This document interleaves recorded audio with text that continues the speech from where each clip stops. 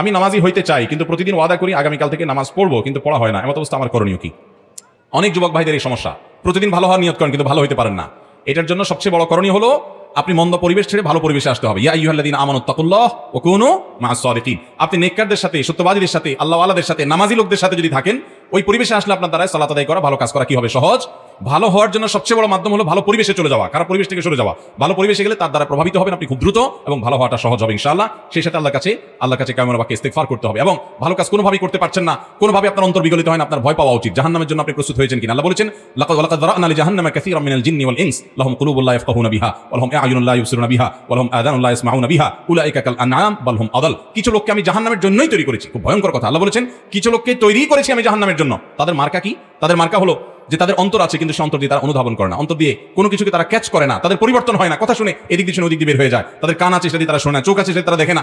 এরা চতুষ্পদ জন্তুর মতো, হিতাহিত জ্ঞান নাই, কত ওয়াজ শুনে কিন্তু জীবন পরিবর্তন হয় না। লক্ষণ খারাপ, যে পরিবর্তন না হওয়া। আর যদি পরিবর্তন হয়, অন্তর বিগলিত হয়, লক্ষণ ভালো ইনশাআল্লাহ বিইذনিল্লাহ।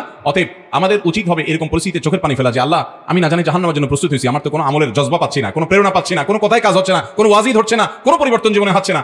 আমাদের আল্লাহর কাছে ইস্তিগফার করা উচিত, চোখের পানি ফেলা উচিত। আল্লাহ তাআলা আমাদের সবাইকে তৌফিক দান করুন।